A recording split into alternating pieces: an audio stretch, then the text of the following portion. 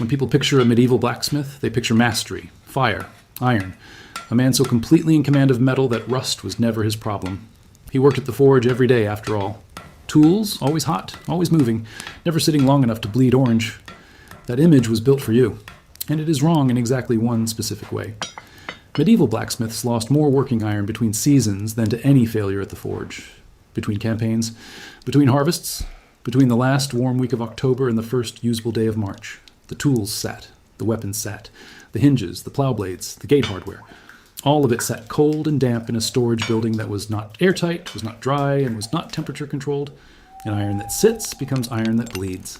Rust was not an inconvenience for a medieval blacksmith. It was a kingdom-level threat. An army that arrived in the field with pitted blades and seized hinges was not an army. A village that lost its agricultural iron over one bad winter couldn't break spring ground.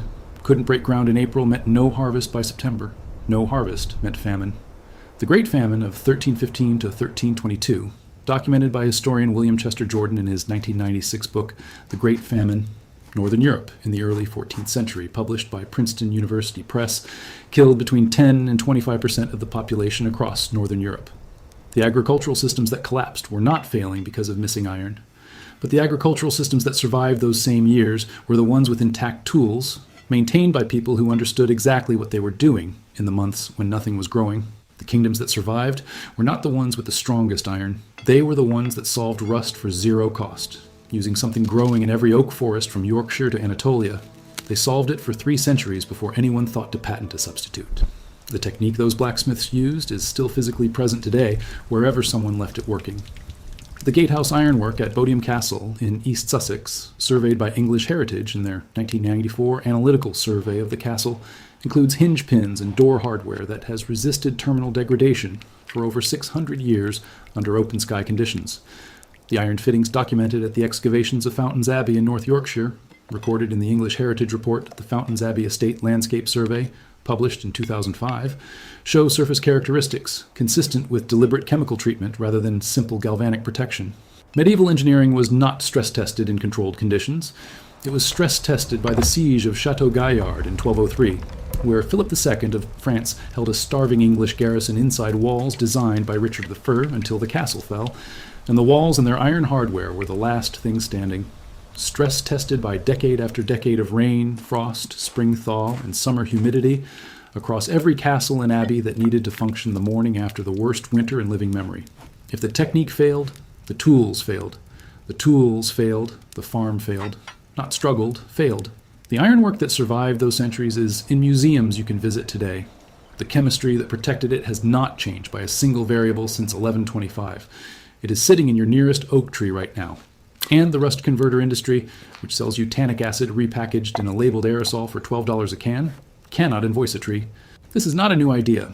Theophilus Presbyter, a German Benedictine monk writing approximately 1125 CE, produced his treatise De Diversis Artibus on divers arts in 3 books. Book 1 covers pigments and painting. Book 2 covers stained glass. Book 3 is entirely devoted to the working and treatment of metals. The standard English translation, produced by John G. Hawthorne and Cyril Stanley Smith and published by the University of Chicago Press in 1963, runs to more than 200 pages on metalwork alone. Theophilus describes specific methods for surface treating iron after working, not merely for appearance, but for preservation against moisture and atmosphere.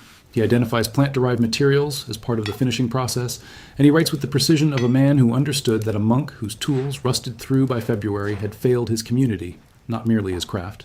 The Mappai Clavicula, a compilation of technical recipes assembled and copied by monastic scribes from approximately the 9th through 12th centuries, contains multiple formulae for treating iron surfaces with plant-based infusions. The most complete surviving version is held at the British Library as MS Harley 2376. These are not speculative recipes.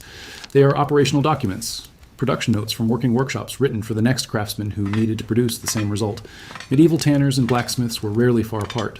Tanning pits appear in close proximity to forge sites throughout the archaeological record of English medieval towns, analyzed in detail by Patrick Ottaway in his 1992 monograph, Archaeology in British Towns, published by Routledge. The reason is material, not coincidence. Both trades relied on oak. The tanners used oak bark to convert raw animal hide into leather that lasted 200 years. The blacksmiths used the same oak extract. the same dark, bitter, astringent infusion, to convert iron oxide into something that would stop fighting moisture and start resisting it.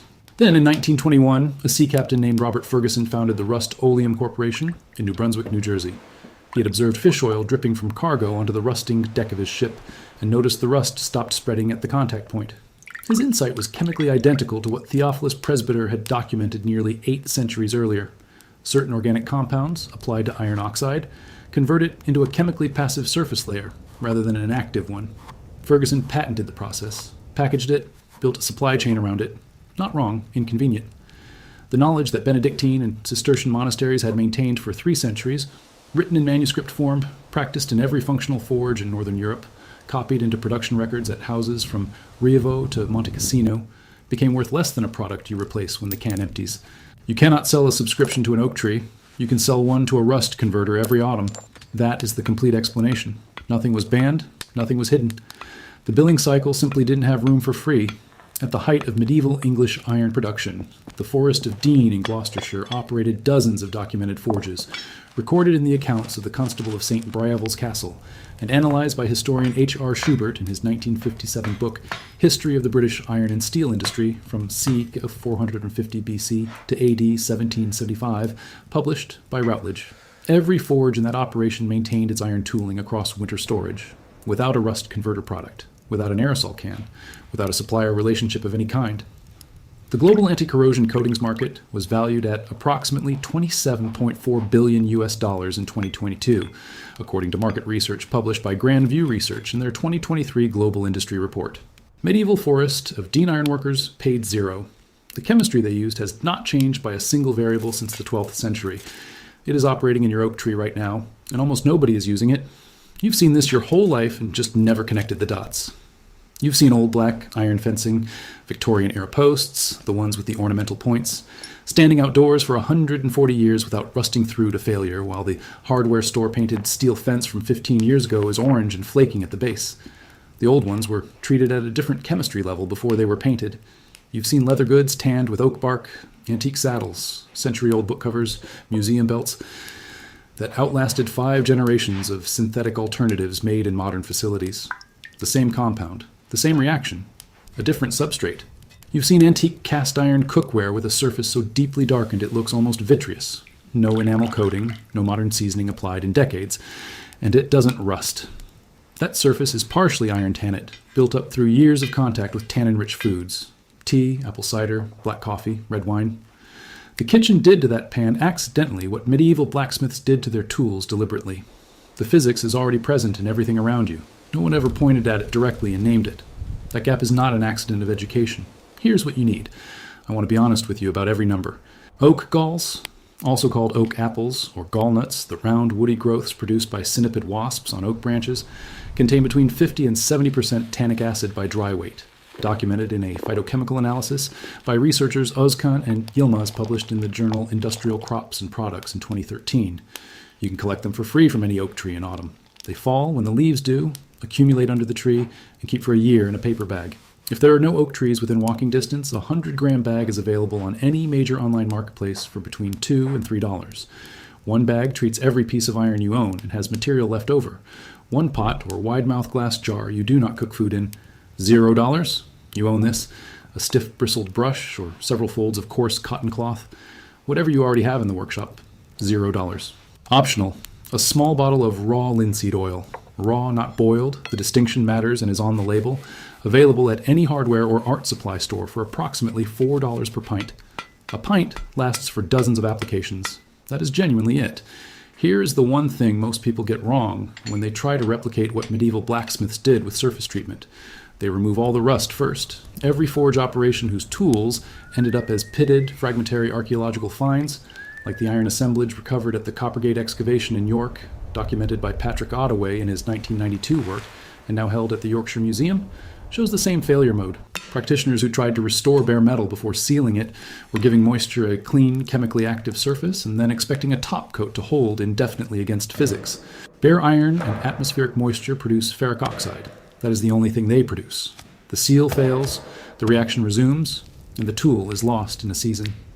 The blacksmiths whose tools survived understood the reaction differently. Iron oxide, rust, is not the end of the process. It is a chemically reactive intermediate. It wants to bind to something. If you introduce tannic acid before moisture reintroduces itself, the iron oxide binds to the tannin. The product is iron tannate, chemically inert, darkened to brown or black, physically adherent to the metal surface and resistant to further oxidation. This is not a coating sitting on top of the rust. It is a conversion of the rust into a different, stable compound. The substrate and the treatment become one material. Crac des Chevaliers still stands in western Syria, documented by the World Monuments Fund and listed as a UNESCO World Heritage Site, because its builders understood that you do not fight the chemistry of your materials. You redirect it. Start with the oak galls, a generous handful for a quart of water, roughly 30 to 40 grams. Place them on a hard surface and break them open, a hammer, a heavy stone, the back of a hatchet. You want them fractured and broken, not powdered. Surface area is what you're after. More exposed interior means more tannic acid released into the water. Put the broken galls into your pot, cover with water. Heat to just below boiling. You want steam rising, small bubbles forming at the bottom of the pot, but no full rolling boil. A full boil drives off some volatile compounds without adding extraction benefit. Hold the temperature for 45 minutes to 1 hour. Watch the water change color. It starts pale yellow, moves through amber, passes through dark tea brown, and at full extraction, strength turns a deep reddish black. That color is tannic acid concentration. Rich color means strong solution. Strong solution means complete conversion. Remove the galls. Let the liquid cool to the point where you can hold the container without discomfort. Warm, not scalding. Hot solution opens the surface pores of the iron slightly and penetrates more aggressively than cold. Do not let it cool fully to room temperature before the first application. Take the iron object. With a wire brush or coarse cloth, knock off any rust that is loose and flaking, material that has lost mechanical adhesion to the surface below it. Do this firmly but without grinding to bare metal. You are removing only what has no grip. Rust that is tight to the surface, rust that resists a firm brush stroke. That material stays. It is your working substrate. You need it there. Dip your cloth or brush into the dark liquid. Apply it to the iron surface with pressure, pushing the solution into the texture of the metal, into the pitting, into the scale. Work in one direction. Brushing drives the liquid in. Scrubbing agitates it without penetrating. You will see the surface darken within 30 seconds of contact. That color change is the iron tannate forming. The reaction is visible, and it is telling you it is working. Let the object sit undisturbed until completely dry. Depending on ambient temperature and airflow, this takes between 20 minutes and 1 hour. Do not rush this step. The iron tannate layer needs to fully form and cure before the next coat. Rushing it traps moisture under a partial layer and undermines the conversion. Apply a second coat identically. Same pressure, same direction. Let it dry again, fully. For objects that will be stored outdoors, exposed to direct rain or submerged periodically, a gate hinge, a garden tool left in the shed, any iron that faces seasonal condensation, apply a third coat using the same method. Let it dry again. After the final coat is dried completely, apply raw linseed oil in a thin film, thinner than your instinct. Saturate a clean cloth and wipe it across the treated surface once, removing excess with a dry pass of the cloth. You are not filling the surface with oil, you are sealing the iron tannate layer against physical abrasion and water films. Too much linseed oil stays wet, collects grime, and eventually goes rancid. The correct application dries to a hard, slightly waxy film within 24 hours and is unnoticeable to touch within 48. The test requires nothing but your hand and a few drops of water. Run a fingertip across the treated surface. It should feel faintly textured, the grain of the metal still perceptible, and very slightly waxy, not slick, not oily, not tacky. If it feels wet, wipe the excess linseed oil with a dry cloth and give it another hour. Then put 5 drops of water on the treated surface. Leave them for 5 minutes. Wipe them away with a white cloth. No orange stain on the cloth. No rust blush on the surface. The iron is passivated. That is the medieval standard. That is what Theophilus Presbyter was recording in Book 3 of De Diversis Artibus. Not the grinding away of oxidation, but its conversion into a stable, non-reactive form. The approach that failed, removing all rust to bare metal before sealing, is the intuitive approach. The approach that worked for centuries is the counterintuitive one. The chemistry, not the effort, is doing the work. One generous handful of oak galls treats approximately 15 to 20 square feet of iron surface. At $3 for a 100-gram bag, one purchase treats a full workshop's worth of tools, every hinge in a barn, and every blade stored over winter. With material remaining for next season, scale it upward. A household of 4 with a garden, a basic workshop, and a kitchen has perhaps 40 to 60 individual iron or steel items that benefit from treatment. One afternoon, 1 pot of solution, $2 of material at commercial price, 0 at collection price, a maintenance coat every 2 to 3 years. Scale it to the level for which the technique was actually designed. The monks of Rievaulx Abbey in North Yorkshire, at their operational height in the mid-12th century, housed between 140 and 150 choir monks, and as many as 600 lay brothers, according to historian Janet Burton in her 2006 book, The Monastic Order in Yorkshire, 1069 to 1215, published by Cambridge University Press. They managed granges, agricultural estates, across the North Yorkshire moors, operating iron tools across dozens of locations and hundreds of workers. Their accounting records, analyzed by historian R.A. Donkin in his 1978 study, The Cistercians, Studies in the Geography of Medieval England and Wales, published by the Pontifical Institute of Medieval Studies, show consistent tool inventories across multiple annual accounting periods, the same iron implements appearing in accounts year after year, not replaced, maintained. That level of inventory consistency across centuries of Yorkshire winters in open agricultural conditions without replacement budgets for tooling is not achievable without systematic corrosion management. The oak forests that surrounded Rievaulx and every Cistercian house in England were not only structural timber sources, they were the chemical supply line for the entire maintenance operation. No bills, no infrastructure, no asking anyone's permission. There's one condition where this technique works less well. You should know it before you rely on it. Cast iron or wrought iron with deep pitting, corrosion cavities exceeding roughly 1 millimeter in depth where the rust has consumed metal rather than coating it, does not fully recover structural integrity through tannin conversion. The iron tannate layer forms at the pit surface and seals it against further moisture ingress, preventing further deepening, but it does not restore the metal that oxidation removed. The surface is stabilized, not healed. Theophilus Presbyter addressed this directly in De Diversis Artibus. He distinguished between iron that could be reworked and iron that had been compromised past recovery, recommending that metal pitted beyond functional use be returned to the furnace and resmelted rather than treated in place. The advice stands. Tannin treatment is a prevention technique and an early intervention technique, applied to surface rust, to new iron before any oxidation begins, or to iron showing initial corrosion but no structural loss. It is permanent and requires minimal maintenance. Applied to iron that has already lost structural material to deep oxidation, it arrests further damage without reversing existing loss. Know the difference. The test is tactile. If you can catch a fingernail in the pit and feel the cavity walls, the iron has lost material. Treat it any way to stop further loss, but understand what you have. Rievaulx Abbey still stands in the North Yorkshire moors. The walls are roofless. The dissolution of the monasteries under Henry VIII dismantled its active life in 1538. But the stone courses that lay brothers cut and set in the 12th century remain in position. English Heritage administers the site, and it is open to visitors. The physics that kept those walls standing, the same physics that kept 600 workers' iron tools functional across 600 Yorkshire winters, has not changed since the monks who understood it were buried in the chapter house. The oak trees outside the precinct wall are producing galls right now. What you just built uses the same chemistry they used. It costs the same amount. It works by the same mechanism. Iron tannate does not form differently because the calendar reads a different year. The reaction does not check who discovered it or who currently sells an equivalent. Rust converts or it does not. Physics does not adjust its behavior for the century, and it has never once issued an invoice. I don't know what brought you here. It doesn't matter. It works either way.